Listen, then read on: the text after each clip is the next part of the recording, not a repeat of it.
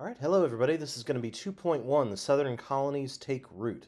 We're going to start with a quote from Sir Walter Raleigh, who we're going to meet later on, who said, "For whosoever commands the sea commands the trade. Whosoever commands the trade of the world commands the riches of the world, and consequently the world itself." And the people who wanted to command the trade and the world and the sea during this time period was the British. So, we're going to explain why England wanted the colonies and how they were planned. We're going to describe how Jamestown was settled and why the colonies struggled and eventually how it survived. We're going to explain the relationship between American Indians and settlers in the southern colonies.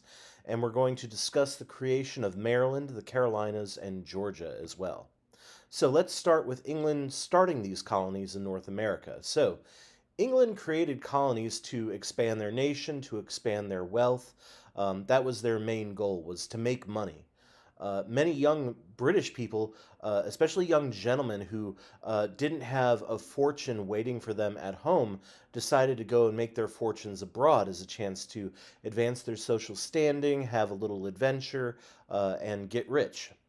Now, to some of the poor who were going over to the New World, it was a chance to get any sort of advancement in life that they were never going to get in England.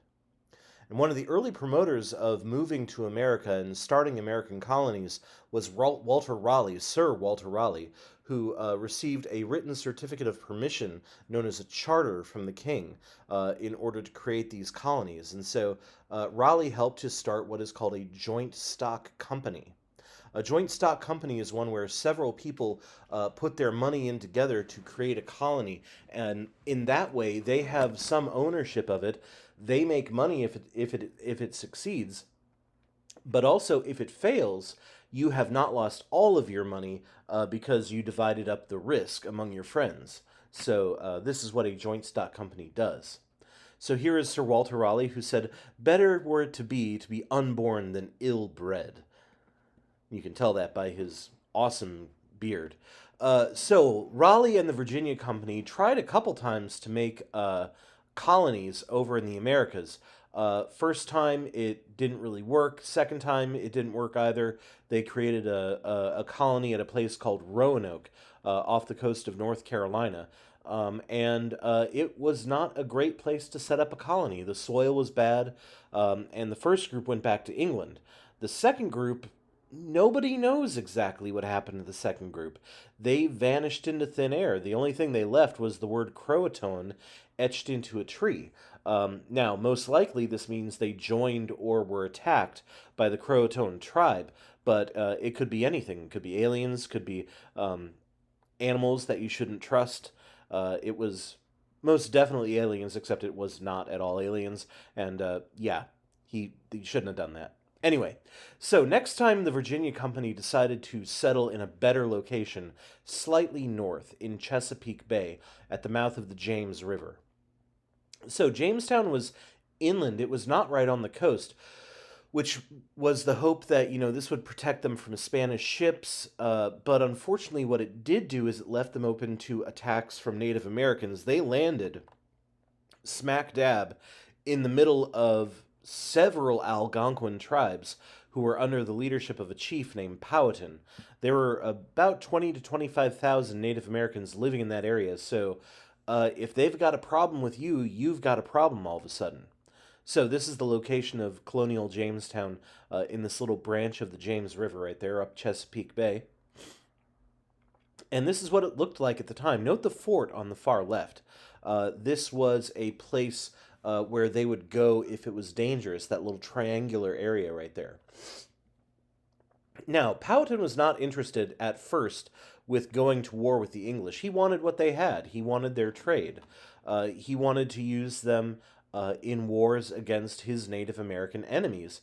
And mainly, he wanted them not to expand too much, to keep them from spreading too far. But the British were very interested in expansion, and this is going to lead to violence on both sides pretty soon. So, early on, things did not go well in Jamestown. It was better than Roanoke, but it still had its problems. So, for instance, they built on a swamp where there were a lot of mosquitoes. Mosquitoes breed sickness. This colony was founded in 1607, and England kept sending more and more colonists over the years. However, most of them died while they were there. Some were due to sickness, a few were due to Native American attacks. Some were actually legit due to cannibalism because they had a bad year called the Starving Times, where over the winter they ran out of food to the point where archaeology shows that they ate each other. So colonists were starving partially because they came over with the wrong mindset. They didn't bring over farmers. They brought adventurers and jewelers and craftsmen. They needed farmers. So they were in trouble. They didn't have anybody who knew how to work the land. Eventually, their leader, John Smith, set ground rules and very strict rules that basically said if you're not working, you're not eating. So here's John Smith, 1580 to 1631. He was an explorer from England. He had been a soldier before he came over. He demanded that the English settlers at Jamestown work, and he told a very romanticized version that, he told this story. Pocahontas did not tell this story, of being captured by the Powhatans and being saved by Pocahontas, who was about 10 years old. Most likely, this was actually part of a ritual that Powhatan was doing to sort of show his power over John Smith. John Smith once said, "Here are mountains, hills, plains, valleys, rivers, and brooks, all running most pleasantly into a fair bay, compassed, but for the mouth, with fruitful and delightsome land." So in 1609, this tribe fought the first of two wars with Powhatan. And at the end of this war, the British kidnapped Powhatan's daughter, Pocahontas. She was converted to Christianity, and she ended up marrying a colonist named John Rolfe. This was during a time where Pocahontas was sort of the middleman, the negotiator, the diplomat between the natives and the English. Eventually, Powhatan sued for peace, but he and his family had a very deep hatred of the British after this. They were not happy with the English. So here is Pocahontas, also known as Matoaka. She was born around 1596, died 1617. She was a Powhatan from the Virginia region, the daughter of the chief of the Powhatan tribe. And after getting married to John Rolfe, she changed her name to Rebecca after converting to Christianity. Ended up having one son with John Rolfe named Thomas, and eventually traveled back to England with him, where she died of some disease at about the age of 20 or 21. So by 1616, the colony was going downhill fast. Very few people were left. They weren't making a profit. The Native Americans did not like them. But eventually, what saved the colony in Jamestown was tobacco. Tobacco was a huge cash crop. England and Europe took over or took up smoking in a very big way, even though the king hated smoking. And this tobacco kept the colonies alive. And very soon, more and more people were traveling to Jamestown and to Virginia to try and make a living at farming tobacco. This is what tobacco plants looked like, and like I said, the king hated smoking, but he loved the money that it made, so very economic of him. So the Virginia Company had a lot of land, but they needed more and more farmers and workers. So they started what is called, the head right system, not the headlight system. They offered 50 free acres of land to anyone who paid for other workers to move to Virginia. And so basically a lot of rich Englishmen paid for poor Englishmen to go over to Virginia. And as a result of this, the rich Englishmen got a large tract of land in Virginia. And what drew people in was the lack of jobs in England, a chance at wealth, a chance at adventure. This brought in thousands of poor working class Englishmen into the middle colonies, in particular Virginia. Now, these colonists were also allowed to have a little more freedom in the way that they passed their own laws. The king was in charge, but the king was way over in England and didn't feel like being overly in charge, so he let them make their own laws with the House of Burgesses that was created in 1619. This was a group of elected officials who could make laws for the state of Virginia, and white male landowners could elect these representatives to speak on their behalf. Now, Virginia also developed a bit of an independent streak from this. They liked being able to create their own laws, which meant that it was bad when England tried to take away that right in the American Revolution. Now, eventually, the British king took over from the Virginia Company and said, okay, from here on in, the king is going to run things directly. So Virginia became a royal colony where colonies are owned by the crown. Another type of colony is a proprietary colony, which is owned by a powerful individual or perhaps a private company. A good example of this is that the Penn family owned and ran Pennsylvania for a long time. Now, let's look at expansion in Virginia and how it impacted Virginia. So, as Jamestown got bigger and bigger, the settlers in Jamestown kept fighting with Native Americans. The Native people were angry that white settlers were stealing their food, stealing their land, and in response, they attacked in 1622, known as the Uprising of 1622, that ended up killing a third of the colonists and burning a lot of Jamestown to the ground. This is also known as the beginning of the Second Anglo-Powhatan War. These attacks led to counterattacks, which led to attacks, which led to counterattacks, and over the next few years there was a series of skirmishes and wars between the natives and the settlers. In the end, the natives lost. They were forced to surrender, they were forced to admit their defeat and admit the English superiority, and were forced to give up a lot of their territory and land, too. And by the 1670s, only 60 years after the British first landed in Jamestown, only about 2,000 of the original 24,000 natives survived due to war and poverty and plague. Meanwhile, the number of colonists was going up. Now, more and more poor farmers were heading west, and oftentimes they found themselves under attack from natives who had also moved west to try to get out of, the settlers' way. And also, these poor farmers tended to get the worst trade deals with Jamestown. They were unhappy, a lot of these guys. So the governor of Jamestown, William Barclay, also was heavily taxing them.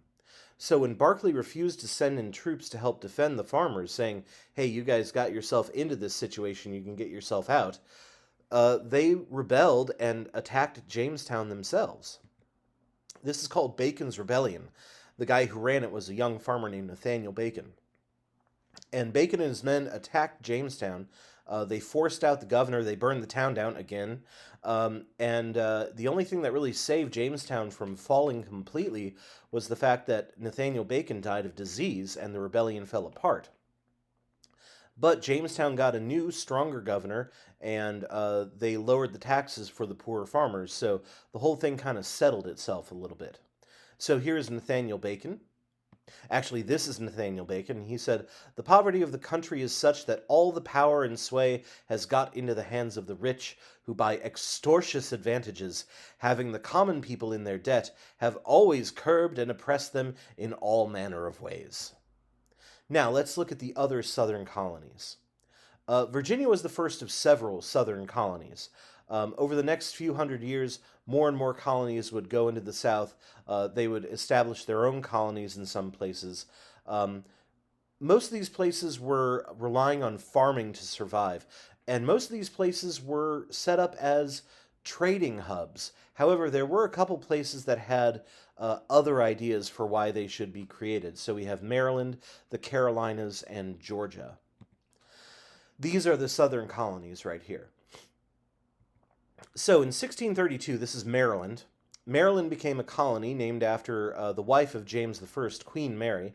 And the founder of the colony, a guy named Cecil Calvert, better known as Lord Baltimore, was a very wealthy English Catholic. And this was a time when England was Protestant, and so the Catholics were being persecuted. They were being tried if they were found practicing their religion. So Calvert came up with the idea that Maryland would be a Catholic refuge, a place where Catholics could come and be safe and have a certain amount of religious freedom. So here is Cecil Calvert, otherwise known as Lord Baltimore, which is hey, that's where the name came from. So in 1670, we have the colony of Carolina formed, named after King Charles II, which might notice a trend. Virginia was named after the Virgin Queen, Queen Elizabeth. Maryland was named after the wife of the king. Carolina was named after Charles II, Carolus being the Latin name. So if you want to get in good, name your colony after the monarch. Carolina had one of the biggest southern cities in Charleston, and they had a very good relationship with the Caribbean islands, so sugar was a big thing. They also sold and traded a lot of enslaved people. Eventually, the crown separated the colony into North and South Carolina. Georgia was created partially to stop the Spanish in Florida from just invading the Carolinas. It became known as what's called a buffer state, meaning that it was there to sort of slow down or stop the Spanish from coming up into the Carolinas. But it also was started for a very interesting idea. James Oglethorpe started the colony as an alternative for people who couldn't pay their debts and would be going to jail if they couldn't pay their debts. So basically, the choice was you can go to jail or you can go to Georgia. And some people straight up chose jail over Georgia because at least they knew that they were going to be, at home and not thousands of miles away. And this colony started having very strict rules, including rules against alcohol and slavery. But eventually, the colony came under the control of the British king, and eventually, slavery and alcohol, I'm sure too, did work its way into these colonies. So here's James Oglethorpe, who said, "If we allow slaves, we act against the very principles by which we associated together, which was to relieve the distressed." This would not last forever in Georgia. Eventually, they did bring in slavery.